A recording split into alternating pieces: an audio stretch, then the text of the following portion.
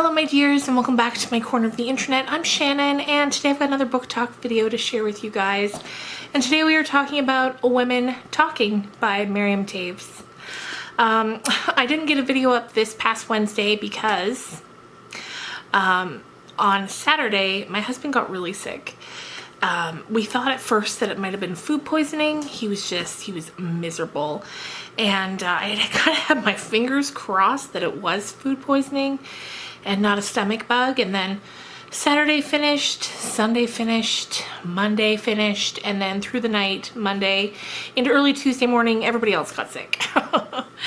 And I was down for the count for many days. Even technically today, I can't quite kick it yet.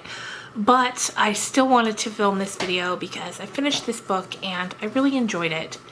If you've been around my channel for a while, you've probably heard me talk about Miriam Toews before.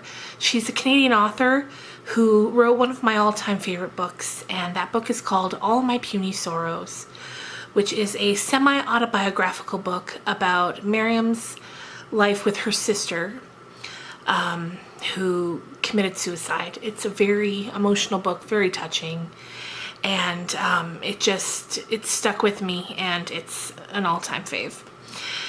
I've read a couple other books by her, not all of them yet, but this one came out recently. It's out in Canada. I don't know if it's out in America yet. I'll double check and let you know about that, but it's definitely out in Canada now. And it's very interesting. It's a little different than her other books. It still draws from her own life in a certain kind of way. I heard Miriam talk about this book once, and she said that it was kind of a passion project in that she felt it was a book she had to write. It was a story she had to tell, because she could have been one of the women in this book. So this book is based on a true story, kind of. It's based on a real situation that happened in Bolivia in, I think, the mid-2000s, involving a Mennonite colony. And the reason that Miriam says that she felt like she could have been one of these women is that she's a Mennonite. She grew up as part of the Mennonite community. Now, the story that this book tells is difficult to read, and it's especially difficult when you take into consideration the fact that this is based on a real situation. And what the situation is that, and let me just chime in right here and tell you that this book talk is going to be different than most of my other book talks. In most of my other book talks, I go from beginning to end of the story. I give you a spoiler warning and then I tell you how the story ends.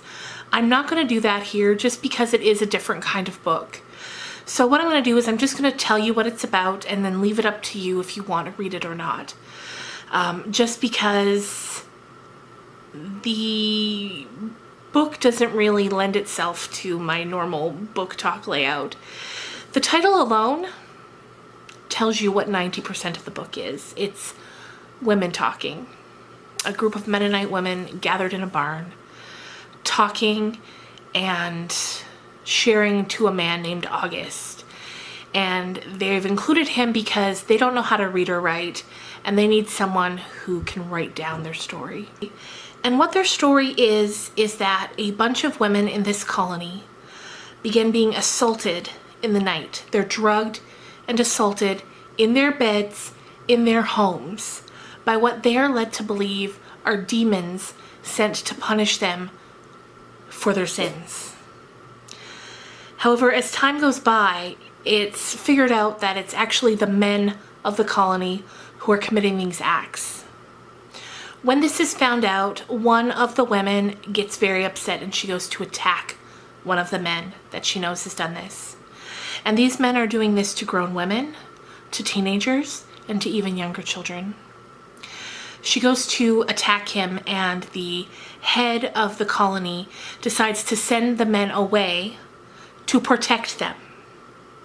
So they're incarcerated, but it's only for their protection. And in this version of the story, the fictionalized version that Miriam has written, the priest and like the higher-ups of the colony are deciding to go and bail the men out of prison and bring them back to the colony. So the women are meeting now and they're sharing their stories, and they decide that they have 3 options. They can stay and do nothing, they can fight, or they can leave. And this book is them trying to decide what they want to do. And it's all conversation. And it's all them trying to sort of come to terms with their beliefs and their religion and what the religion would want them to do versus what they need to do for themselves, their elders and their children, and all of the women that have been violated by the men in this colony. And it's such a heartbreaking and upsetting story, and it really just reaches into you and pulls at your soul. I don't know how else to describe it.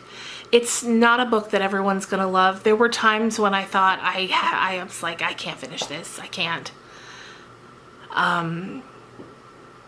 But I did, and I'm glad I did. But it's hard. It's hard to read. And there's a lot of, it goes off in a lot of different angles. There's a lot of like parables and stories and whatnot. But it's such a important story. It's so important to know these women and to know what happened to them. I had never heard of it, what happened in Bolivia. I'd never heard of it until I was researching this book, because I knew she had a new book out, and I was researching what it was about. That was the first I'd ever heard of it. And I plan to do more research about it, because I want to know, when I hear something like this, you know, our fellow humans, fellow women being put through such a ordeal, such trauma, I feel like we have a duty to learn about it and to know about it and to witness it so that they didn't suffer for nothing. And that's what this book is. And you can tell when you're reading it what a passion project it is for Miriam. I can only imagine how difficult it was to write. I appreciate her so much as a writer. She is so talented. And I will always look forward to her books. Another one of hers that I've read that I really loved is A Complicated Kindness. But my number one recommendation for her will always be All My Puny Sorrows. It's so good. It's so good. And yeah, so that's the book I wanted to share with you guys today. I know a little different than my normal format for book talks, but it just seemed fitting for this one. And if it sounds interesting, I definitely suggest picking it up, giving it a read. Again, I don't know. Let me Google it real fast if it's out in America yet. Okay, yes, it looks like it is. So yeah, pick it up, give it a read. If you do, let me know what you thought. If you've already read it, let me know what you thought. And I'm gonna go back to bed now. Take care, you guys, and I'll see you on Monday. Bye.